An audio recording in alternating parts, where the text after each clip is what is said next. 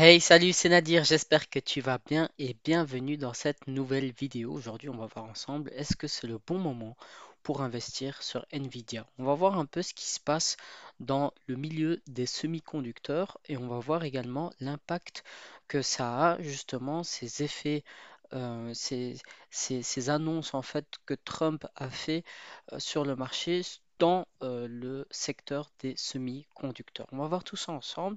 On va regarder un petit peu ce que c'est le bon moment pour entrer sur Nvidia, ce qui se passe un peu pour comprendre vraiment euh, et concrètement ce qui se passe dans ce domaine. Allez, c'est parti. On va sur l'écran et on va tout simplement aller ici donc sur Nvidia. Donc hop, voilà. Et comme on peut le voir ici, on voit déjà bon qu'il y a une grosse baisse. Depuis janvier 2025 environ. Ok, donc à partir de là, c'est vraiment descendu. Donc ici à ce moment-là, c'était vraiment au niveau de son all-time high, mais on voit bien également que le mouvement était bien parabolique. On comprend d'ailleurs que vraiment le prix de Nvidia est monté de façon exponentielle. Euh, donc bon, on a une correction. On va essayer de comprendre ce qu'il se passe au niveau des métriques. Alors, donc je disais, ici au niveau donc de l'EBITDA, on a un EBITDA qui augmente. Ok, donc ça c'est très très bon signe. Pourquoi? Parce que ben, ça veut dire que les revenus en général sont croissants. On peut voir ici également que le revenu suit également la même tendance que l'EBITDA. Donc ça c'est très ça confirme ben, justement ce que l'EBITDA nous dit. Bon, bien entendu ici, hein, juste je vous rappelle, mais c'est vraiment fin janvier, donc à ce moment-là, on n'a pas eu encore l'histoire avec Trump, etc. Mais on peut voir que, bon, ici, c'est vraiment fin janvier, et donc on commençait un petit peu à être dans les plus hauts. Donc, entre-temps, à mon avis, il s'est passé quelque chose. On va voir ça juste après. On a également la marge brute qui est juste gigantesque. Donc ça c'est parfait. On a également la marge pardon, nette qui est très très bonne, 55%, c'est énorme. Euh, Hop, et bon, ici les dividendes, Nvidia ne verse pas vraiment de dividendes. Et puis ces dividendes ne sont pas, Nvidia n'est pas une action dans laquelle vous devez acheter si votre but est d'avoir des dividendes. On voit par contre ici que les CAPEX en fait diminuent. Donc c'est-à-dire que les investissements qui sont faits. Mais on a une petite hausse ici, mais bon, elle n'est pas vraiment significative. Et on va voir ici donc le tangible book value, c'est-à-dire les, si on reprend en fait vraiment les commandes qui sont passées chez Nvidia, combien est-ce que l'entreprise vaut et donc la valeur en fait de ces contrats déjà signés.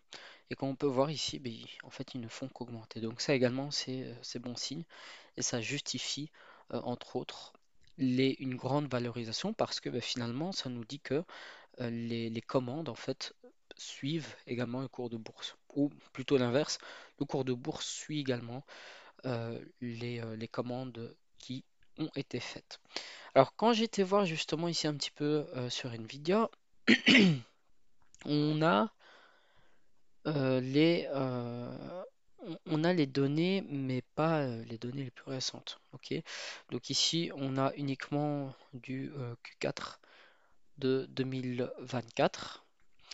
Donc ici, c'est année fiscale, donc exercice d'imposition 2025. Donc ça a toujours un an de retard. C'est-à-dire qu'ici, ben, en réalité, c'est vraiment l'année 2024. Et qu'on peut voir ici, ben, tout était au plus haut. On peut voir ici, bon, il nous met par, hop, par secteur, donc le gaming, etc. Mais nous, ici, voilà, l'automobile également qui augmente, enfin bref, il nous dit vraiment plein de secteurs. Ici, nous, ce qui nous intéresse, et justement ce que j'avais lu sur les semi-conducteurs, et puis de toute manière, c'est assez connu, c'est que finalement, Nvidia, la valeur de Nvidia et les commandes en fait qu'ils ont reçues, la plupart venaient des GAFAM. Ok. Pourquoi? Parce que les GAFAM faisaient des investissements massifs pour ne pas louper la tendance de l'IA. Ces entreprises voulaient être pionnières dans ce domaine et donc elles ne voulaient pas se laisser dépasser et subir une Kodak euh, dans le secteur de l'IA. Et donc elles se sont dit, on va aller à fond sur l'IA, on ne va pas louper le coche, on va aller à fond, à fond, à fond, et on va investir massivement dans ce domaine. D'où la raison des grosses commandes qui ont été passées avec Nvidia. Et c'est la raison pour laquelle Nvidia a vraiment vendu énormément ces derniers temps parce que ben, il y a eu justement la course aux cartes, aux processeurs. Et ben, justement, cette course a fait grimper les prix, a fait grimper ce marché et a fait augmenter en fait la demande qui ont été faites au niveau de des microprocesseurs. De là, on comprend donc que Nvidia, son cours, va dépendre fatalement de la demande des GAFAM et de l'investissement des GAFAM. Ok. C'est-à-dire que ici, si on reprend et que par exemple on voit, allez, on va prendre Meta. Hop. Si on voit ici par exemple que, hop, on va faire un petit overview très, très rapide, on voit également que ça diminue. On voit que les revenus sont croissants. Hop, de Meta. Pareil, bon, pour les marges, etc., on s'en fout. Ici, ce que je voulais vous montrer, c'était les CAPEX. Voilà. Les investissements en termes du pourcentage de revenus. Je vais mettre ici les revenus. Donc, on voit ici que les revenus augmentent, mais que les CAPEX n'augmentent pas, euh, n'augmentent pas avec. C'est-à-dire que ça ne monte pas en fait au fur et à mesure de l'augmentation des revenus. Donc, ça nous dit quoi? Ça nous dit que ben, ici, les entreprises commencent en fait à investir beaucoup moins. Enfin, les entreprises, je veux dire ici vraiment Meta. On va voir également ici pour Apple. Euh,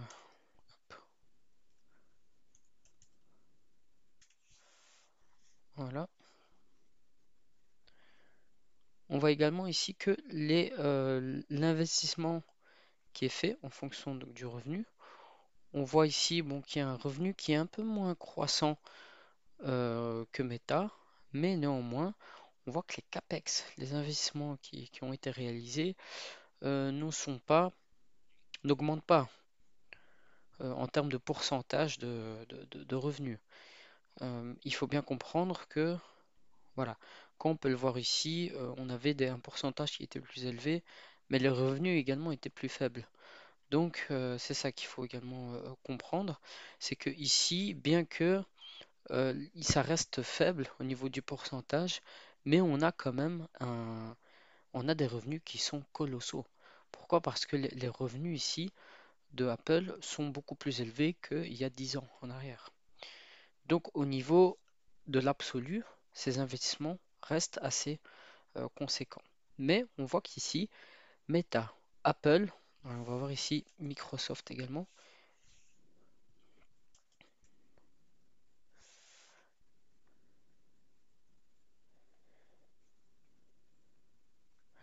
Voilà, par contre, vous voyez qu'ici, Microsoft, lui, augmente ses CAPEX. Ok. Il augmente ses CAPEX.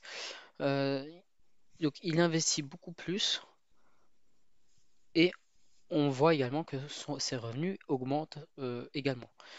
Donc, ça, on pourrait dire que Microsoft continue d'investir massivement. Maintenant, la question vraiment à se poser, c'est comment est-ce que ces entreprises vont réagir face aux tarifs douaniers? Parce que comme on a pu le voir, Trump a instauré des tarifs et voilà, des amendes douanières ou augmenté justement ces taxes douanières au niveau des importations et exportations. Maintenant, enfin plutôt des importations faites de l'étranger. Maintenant, comment est-ce que ces business, ces entreprises vont réagir face, face à ça? Quel est l'impact de ces tarifs douaniers que Trump a mis en place sur ces entreprises.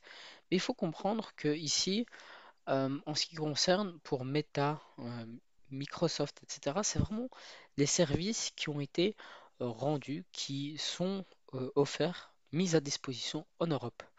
Et donc, comme on a pu le voir, les tarifs douaniers en Europe ne sont pas également, ne sont pas négligés.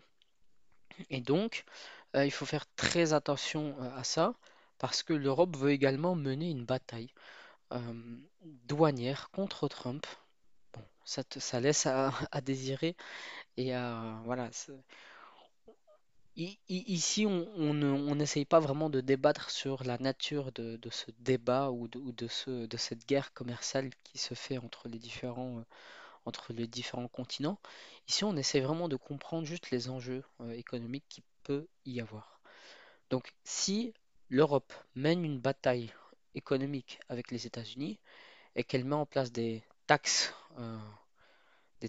non pas douanières, mais des taxes supplémentaires pour les entreprises américaines qui exercent en Europe, typiquement des taxes sur les publicités pour Meta et, des taxes sur, par exemple, le logiciel Microsoft, etc., etc. Donc, s'ils augmentent justement ces taxes-là, ça impacte indirectement l'économie, et même directement, je dirais, l'économie américaine. Pareil pour tous les services en fait que les Européens consomment et qui sont en fait des produits américains. Par exemple, Netflix. Hein, donc, toutes ces entreprises qui sont en réalité des entreprises du Nasdaq. Donc, c'est ça en fait qui est vraiment important, c'est ici de comprendre les relations que le Nasdaq peut avoir et les tarifs douanières que Trump met en place. Donc, ces tarifs-là, douaniers, sont très importants à bien comprendre sur l'impact justement que ça peut avoir sur ces entreprises.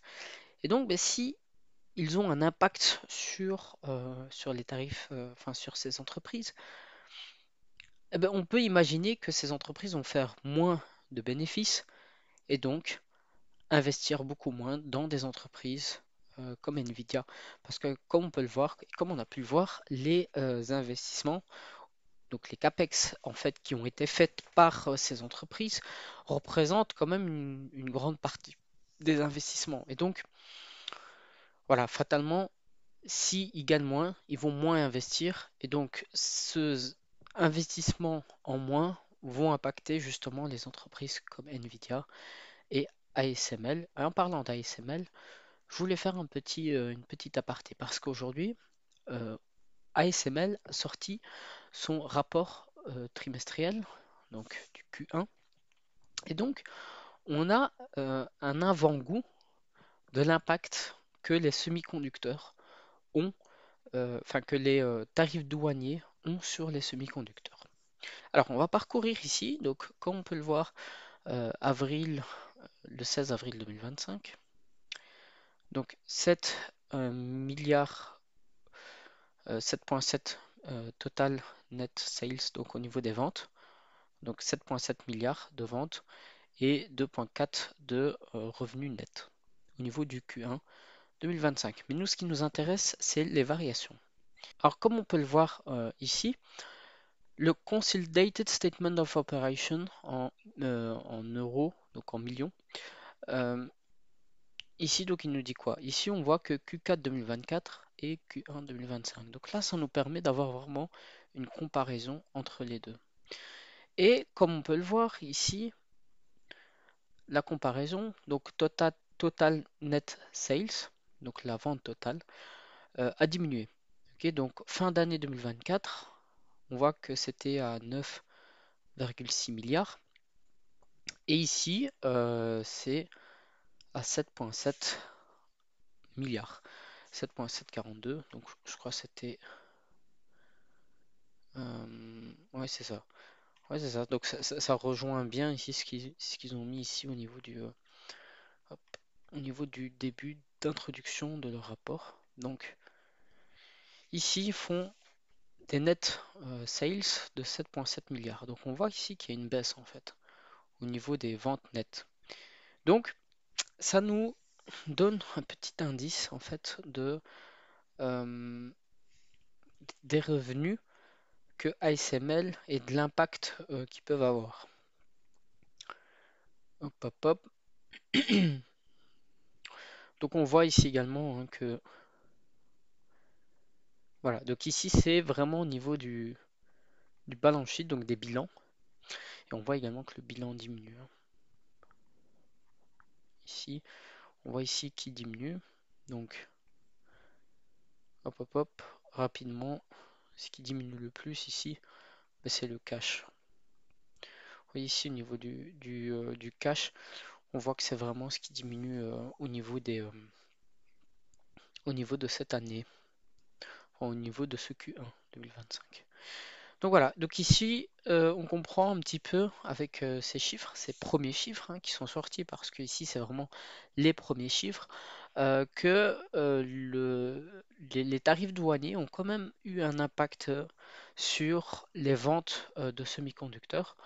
On voit que les chiffres d'affaires et les ventes diminuent, malgré le fait que voilà, c'est un marché assez croissant, assez dynamique, hein, celui des semi-conducteurs. Et à l'heure actuelle, ce n'est pas encore la fin de ce domaine, mais on traverse en fait un moment de turbulence au niveau de ce secteur, comme tous les secteurs. C'est un secteur qui est cyclique. Et donc, il faut prendre en compte cette cyclicité. Et comme dans tout secteur cyclique, il y a des moments où ça baisse, il y a des moments où ça remonte. Mais la chose la plus importante, c'est vraiment de ne pas euh, se laisser submerger par ses émotions. Une fois qu'on achète une entreprise, par exemple Nvidia ou ASML, il faut vraiment comprendre le fondamental de cette entreprise et investir par conviction et investir parce que on croit également à cette société. Elle génère de l'argent, c'est une entreprise cyclique, il faut bien en avoir en tête. Et à partir de là, on accepte d'avoir des baisses et on accepte également d'avoir des hausses. Si hein, on veut avoir des hausses, il faut également accepter d'avoir des baisses. Une entreprise ne monte pas de manière exponentielle, mais elle monte de manière cyclique et d'autant plus pour les entreprises cycliques. Voilà, c'était la fin de cette petite vidéo. J'espère vraiment qu'elle t'a plu. Je te mets en description une petite liste de mes 5 actions du moment que je suis en train de regarder, qui peuvent être intéressants pour toi pour les analyser de ton côté. C'est totalement gratuit. Je te le mets dans la description, c'est le premier lien, pardon, que tu vas retrouver. Et nous, on se retrouve pour une prochaine vidéo. C'était Nadir. N'hésite pas à mettre un petit like, un petit commentaire, et nous, on se dit à la prochaine. Salut!